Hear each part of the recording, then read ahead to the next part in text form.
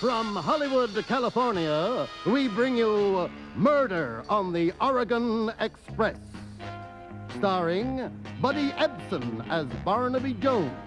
Seems to me that death is simply nature's way of telling you to slow down. Special guest star Peter Falk as Columbo. Oh, yes. You happen to see a red Oriental book written by, the name's on the tip of my, not the tip of my, no, the tip of my, Tongue. Yeah, tongue. Like she tongue? Yeah. Pardon me, miss. But if you didn't see it, how do you know who wrote it? I'm going to hold you. For questioning? Not necessarily. Also starring David McKillum as the Invisible Man. Oh, pick that up. I said, pick that up. Where are you? Extra special co-guest star Raymond Burr as Ironside. Hey there, Sergeant. You think you can get me a box of matches? What I got for work? I say, Mark, do you have any lighter parts? Oh, Chief, I'm the same color all over. God, that is fine. You're fired.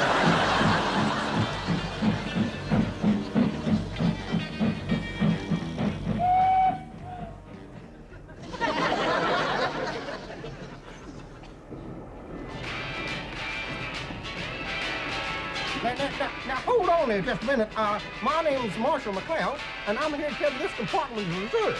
You ain't supposed to be here. Would you mind turning that blame thing off? Can't hear myself think with that noise going on over the house.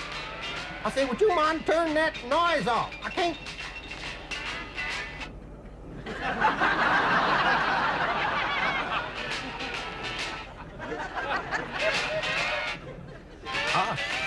Shoot.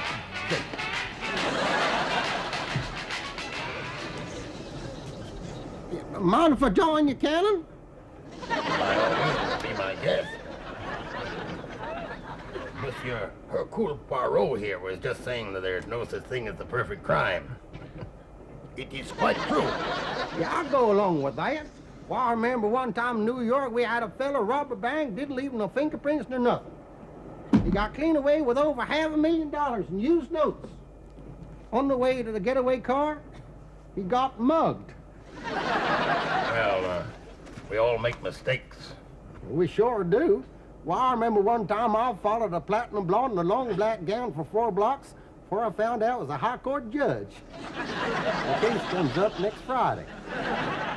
We in Paris, France, Europe, also have a lot of vice and cream. Stealing, robbery, burglary, shiplifting, and pickpocketing. Shoplifting and pickpocketing.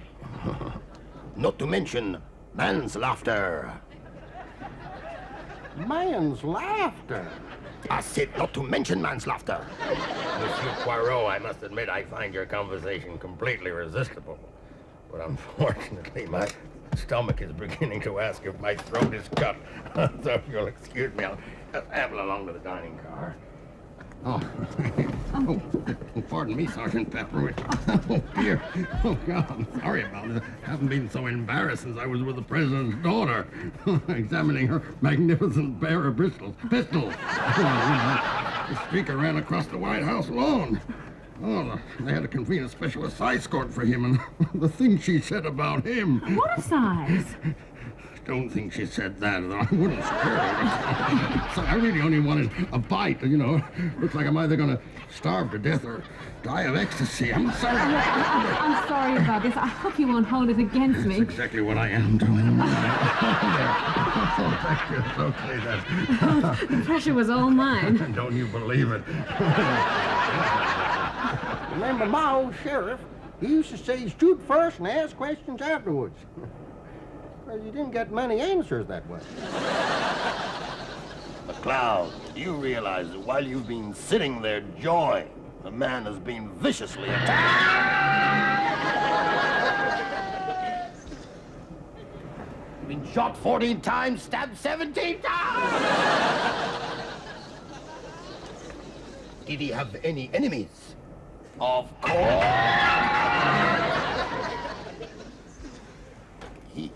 He had. The driver wouldn't keep speeding up and slowing down all the time. Well, McLeod, you're the only one on duty officially. Now you just leave everything to me. Don't pull that chair!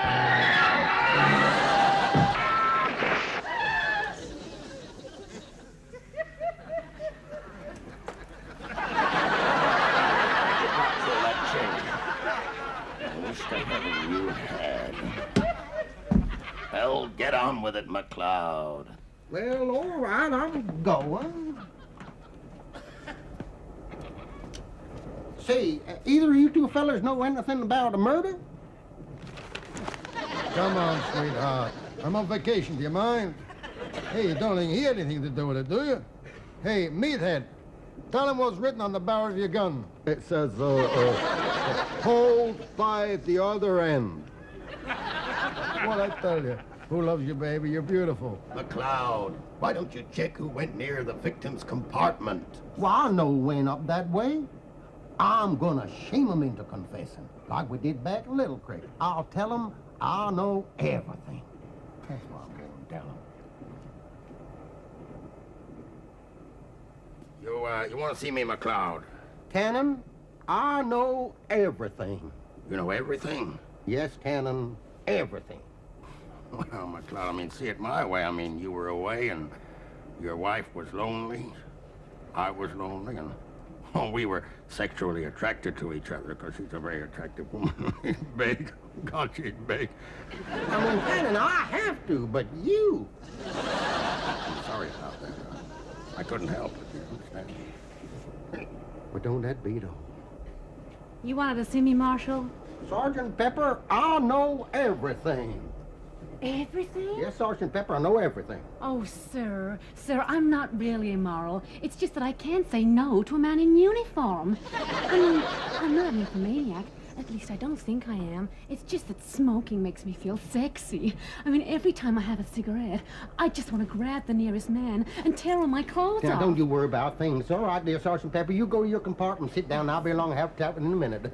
In the meantime, I'd smoke that.